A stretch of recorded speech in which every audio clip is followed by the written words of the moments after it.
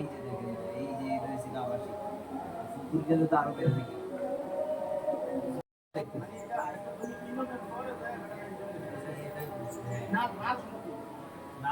ওই তো শ্রেণী আবাসিক আছে, আমি এখন কি দেখবো?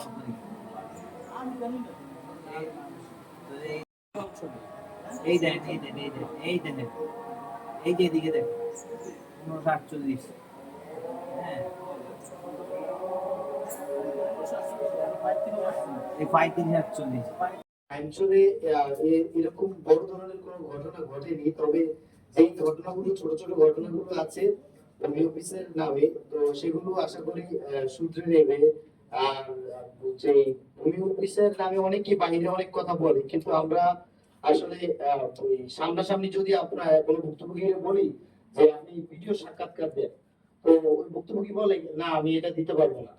তো তখন আমরা মনে করি যে না, ওই ভুক্তভোগী যে টাকা দিয়ে যে বেশি টাকার বিনিময়ে যে খারিজ করছে বা খতিয়ান করছে, তার মধ্যেও কোনো কামড় বা ফল্ট আছে।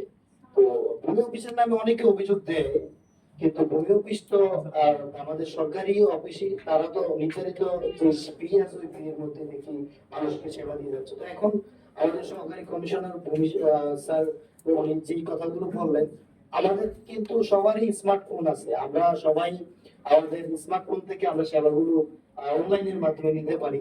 কিন্তু আমরা অনেকেই যারা বয়স্ক শ্রেণীর আছে, আমাদের এটা তো প্রত্যন্ত অঞ্চল, অনেকে জানে না এই স্মার্ট সেবাটা জানে না। একটু যদি প্রচারটা একটু বৃদ্ধি করতেন, তাহলে হয়তো যারা বয়স্ক শ্রেণীর বা হচ্ছে তারা বুঝে না অনলাইনটা, একটু আলো হতো। ধন্যবাদ। একটা খতিয়ানের মধ্যে মৌজা নাম্বার উল্লেখ করা থাকে, মৌজার পাশে একটা জেল নাম্বার উল্লেখ করা থাকে। মৌজা বলতে আমরা বুঝাই যেমন এই হাইমচুর উপজেলাটার মধ্যে ইউনিয়ন আছে, সেই ইউনিয়নের মধ্যে গ্রাম আছে, ওয়ার্ড আছে, সেগুলোকে আবার ছোট ছোট ভাগে ভাগ করা হয়েছে, ছোট ছোট ভাগে ভাগ করা হয়েছে, সেগুলোকে আমরা বলি মৌজা। মানে ছোট ছোট এক একটা অঞ্চলকে আমরা বলা হচ্ছে মৌজা। আমি কি বুঝাতে পারছি? সেই মৌজাকে এক একটা নাম্বার দিয়ে আমরা পরিচয় দিই, সেটাকে বলা হয় জেল নাম্বার। ঠিক আছে, আমি কি বুঝাতে পারছি? জুরিসডিকশন নাম্বার কি আমরা এইভাবে পরিচয় দেওয়া হয়। এবং সেই মৌজাটাকে যখন আমরা জরিপ করা হয়, একটা জমির যখন পরিমাপ করা হয়, জমির অনেকগুলো স্তর থাকে, সেটাকে বলা হয় জরিপ। যখন জরিপ করা হয় তখন সেই জরিপের মধ্যে মৌজা ভিত্তিক জরিপটা করা হয়, একটা মৌজাকে কেন্দ্র করে জরিপ করা হয়। যখন জরিপ করা হবে তখন ওই মৌজাটাকে অনেকগুলো ছোট ছোট প্লটে ভাগ করা হয়, ছোট ছোট প্লটে ভাগ করা হয়, সেগুলোকে বলা হয় এক একটা দাগ নাম্বার। আমি কি বুঝাতে পারতেছি তোমাদেরকে যারা ইয়ে আছে? সেটাকে বলে দাগ নাম্বার। এখন মনে করো তোমার বাবার একটা জমি আছে মহাজনপুরে, মহাজনপুরে একটা মৌজা, সেই মহাজনপুরে মনে করো 100টা দাগ নাম্বার আছে, 1 থেকে 100। এখন তোমার জমির অবস্থান হয়েছে 98 দাগে, তাহলে তোমার জমি মনে করো 10 শতক, তাহলে সেই 10 শতকের নাম থাকবে, জমির মালিকের নাম থাকবে, সেখানে তোমার জমির পরিমাণ কতটুকু আছে সেটা উল্লেখ থাকবে, এবং জমির শ্রেণী কতটুকু আছে সেটা উল্লেখ থাকবে। এই সকল তথ্য মিলে যে ডকুমেন্টটা তৈরি হয় সেটাকে বলা হয় খতিয়ান। বুঝতে পারতেছো? এটাকে বলা হয় খতিয়ান। যদি বুঝতে না পারো সমস্যা নাই, একটু লিখে রাখো, ইউটিউবে সব টিউটোরিয়াল আছে, চাইলে সব কিছু জানতে পারবা, জাস্ট নামগুলো মনে রাখো। সেটাকে বলা হয় খতিয়ান। এখন তুমি যখন, আমরা মিউটেশন বলতে আমরা কি বুঝাই? মিউটেশন, মিউটেশন শব্দের অর্থ, বাংলা অর্থ হলো পরিবর্তন। তুমি মনে করো আজকে জমির মালিক, এখন তোমার টাকার প্রয়োজন বা তোমার খুবই যে কোনো কারণে তুমি জমিটা বিক্রি করতে চাচ্ছ, সেই জমিটা বিক্রি করতেছো, তুমি জমির মালিকের নাম মনে করো এক্স, এক্স এখন জমিটা বিক্রি করবে ওয়াই কে। তাহলে এখন জমির মালিক, এখন বিক্রিটা কিভাবে হবে? সেটা একটা দলিলের মাধ্যমে বিক্রি হবে। এই যে দলিল, এই দলিলটা করবে সাব রেজিস্ট্রার অফিস, এটা ভূমি অফিস করে দিবে না। এটাকে অনেকে আবার ভূমি অফিস মনে করে, এটা ভূমি অফিস না, এটা সাব রেজিস্ট্রার অফিস, এটা আইন মন্ত্রণালয়ের অধীন। এই দলিলটা করে দিবে তোমাকে সাব রেজিস্ট্রার। সেই দলিল মূলে তুমি একটা জমির মালিকানা অর্জন করেছো। যে জমিটার মালিক ছিল এক্স, সে এখন জমিটাকে বিক্রি করেছে ওয়াই এর কাছে। কি মূল্যে বিক্রি করেছে এটা তো আর মুখোমুখি বিক্রি করা যাবে না, এটা তো একটা দলিল লাগবে, সেটাকে বলা হয় দলিল। সেই দলিলটা হবে সাব রেজিস্ট্রার অফিসে।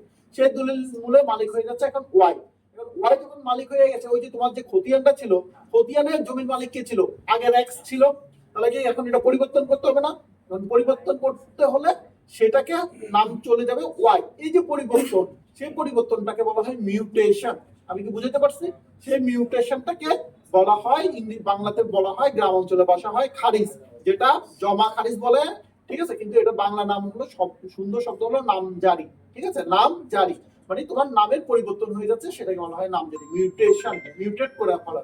এই মিউটেশন হয় অনেক কারণে, যেমন তুমি দলিল মূলে কিনতে পারো, বা তোমার বাবার জমি ছিল, দলিল তোমার বাবার জমির কারণে তোমরা 5 ভাইয়ের মধ্যে জমিটা সমানভাবে বন্টন হয়ে গিয়েছে।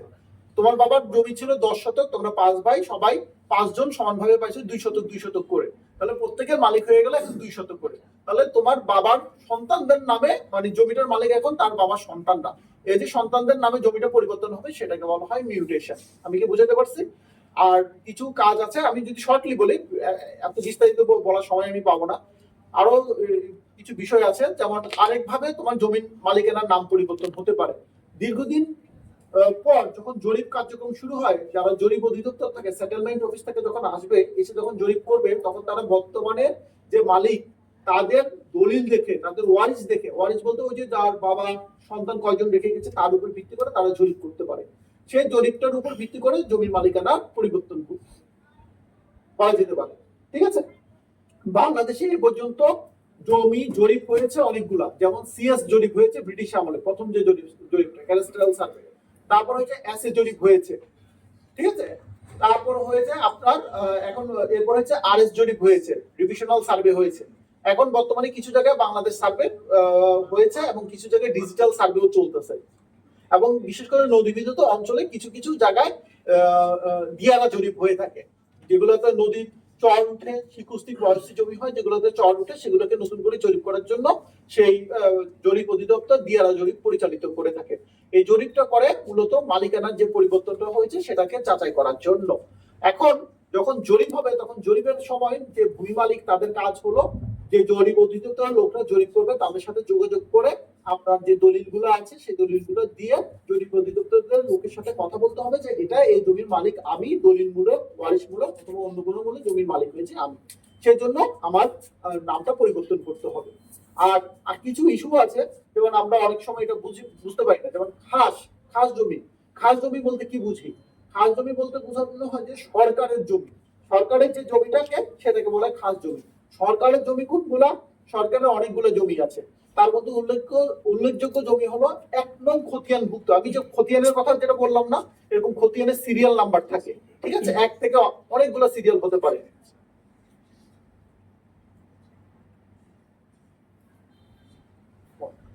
আমি এখানে বক্তব্য সমাপ্ত করছি, পরে যদি আরো কিছু জানার ইয়ে থাকে আমি সমাপনী অনুষ্ঠানে কথা বলবো আর কি। হ্যাঁ, মাননীয় প্রধানমন্ত্রী ভাষণ দিচ্ছে,